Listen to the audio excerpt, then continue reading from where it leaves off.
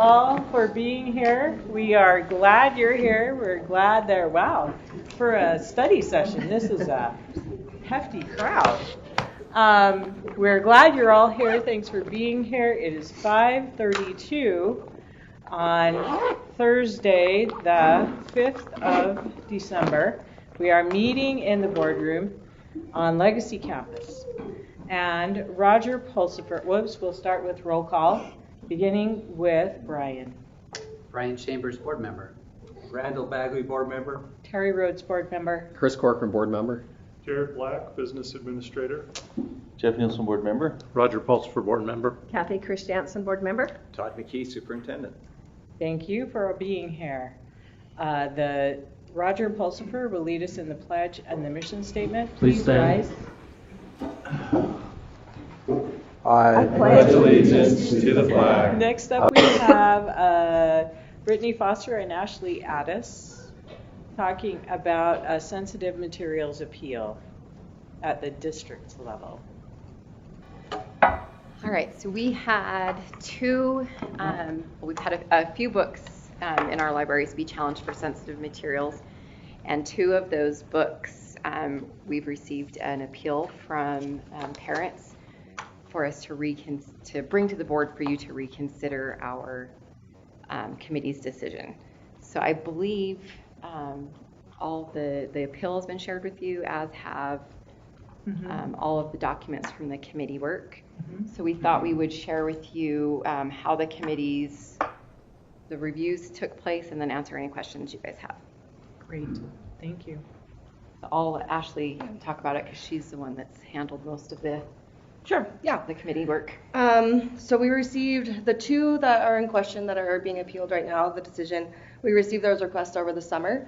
And then because it was during the summer, we didn't do the initial review, which is the first step in our procedures, until it was like the first Friday of the school year. So we needed to get PD under our belt and all that fun stuff.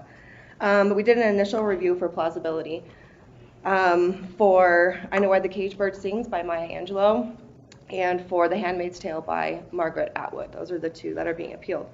And in that initial review, and that's required to be done by two people, the executive director of teaching and learning and a teacher librarian or the library media specialist, which is me, for plausibility. Is this a plausible claim? So for that, we determined that when we looked at the excerpts and the request that was submitted, we talked and said, yeah, there's some plausibility here, and we wanted it to go to objective committee. That was for Handmaids. For Caged Bird, we did not determine that there was plausibility, so that sent it, per our procedures, directly to subjective review. And so then I formed a committee. I worked with with one of the high schools to form an objective committee. In that objective committee, we had an administrator, an English department head, and a parent look at the objective criteria. We wanted to have two parents there, but the one parent ended up having a conflict, but our procedures only require that we have one parent in that meeting. That group determined, they were actually looking at two different books. That group determined that The Handmaid's Tale did not meet the objective criteria, which then sent it to the subjective committee for review. So then, in all of this, we're learning. This is our first time going through. So we got together with our librarians. We didn't want this process to be duplicated across all of our schools. We wanted to make, for sensitive materials requests, we want to make a district-wide decision, because if it's deemed sensitive materials at one high school, we felt that, and the librarians made this decision, they felt that it should be meet that criteria for all of our high schools. So that's just maybe important background information. Formed two committees. The committees were trained on the sensitive materials legislation. I've used guidance from USBE. They have a really nice flow chart that we used and were able to share with the committee, just to kind of walk through where we are in the process. And then they were tasked with reading the work as a whole and then meeting. So we had two committees, one separate committees for each book, and on the committees for Handmaid's Tale we had 3 employees and 4 parents. We're required to have at least 1 more parent than employees. And for the Caged Bird, we had 4 employees and 5 parents. And they met, discussed.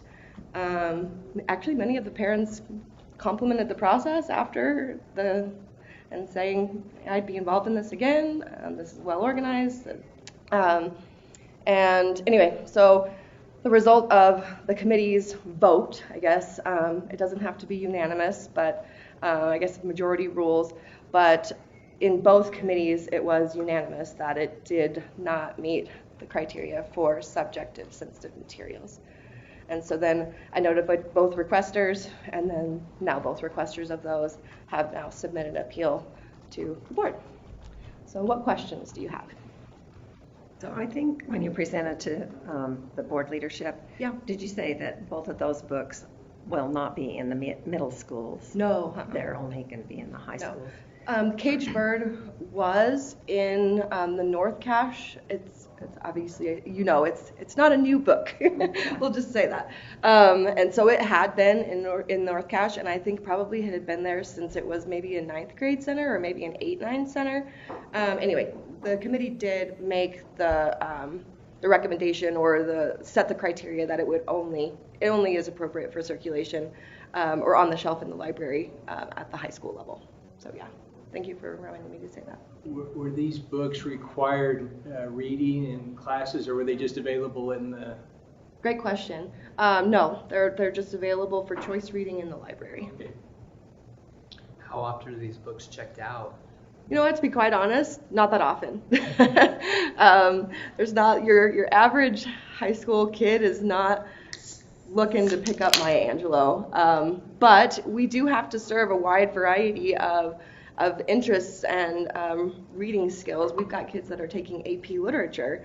That is their excitement about reading. They really do like to get into the more complex literature. So we have to serve all ends of that. Have either of these books been challenged in other districts in the state? Yes. I don't know which ones specifically. I do know that Davis has been one that has, but I'm not sure on other districts. I can find that out for you if you'd like. Do we know the outcome of the Davis district? They kept both books, So both have been challenged. and they were retained in both districts. Or, I mean, both books were retained in the district. Which is essentially the decision of the committee, of our district's committee, Correct. is that that they be retained at the high school level. Yes. Right. Okay. For choice reading. Not for assignment for whole classwork. Right. Got it.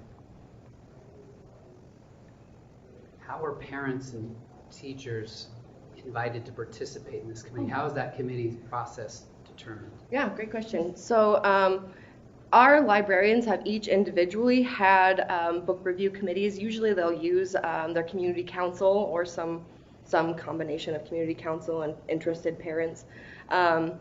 So I had some parents that the librarians gave me their contact info just because they'd been involved in committee work, either with the library or in other capacities at the high schools before. But then at the beginning of the year in the parent memo, Brittany put in a form for parents to apply to basically request to be involved in this work, in the sex ed curriculum, in the new planning of the 6th grade anyway. So these parents opted themselves in to be involved. Yeah. And you said that the decisions were unanimous on both of them? Okay. Did you say your wife has read either of these books? She started reading Handmaid's Tale. Okay, because she's teaching language arts. She's a language arts teacher originally. Right. Okay. She's lovely too. So if you don't have any more questions about the books, I did want to point out in your materials, you should have received a memorandum from Kurt McCrae. Mm-hmm. Given that the board is an appellate body, and it's likely that other appeals may come from other areas, he's tried to craft some guidance for you to whether accept or or reject as you're considering these appeals as they come forward. Mhm. And it's looking at ensuring that we followed all of our policies, procedures, state statutes, that we have made a good faith effort, that there hasn't been any external, internal influences that have maybe jaded the process, that we haven't abused our discretion in any way in coming to a decision or exceeded our authority. And it gives you the allowance to accept that as guidance and make a determination.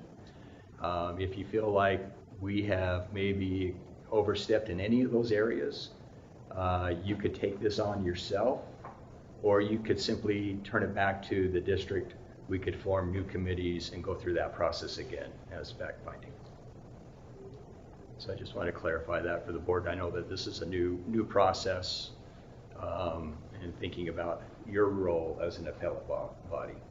So if I hear you, if I understand you correctly, and after reading Kirk's memo, we have three options. We can act as a body of appeal or as a committee of appeal and review the process and make sure that it was done correctly. Or we can become a book review committee and re-review the books and make our own decision. Or we can turn it back to the district. Are those the three options Correct. that you just said? So, as a board, what would you like to do?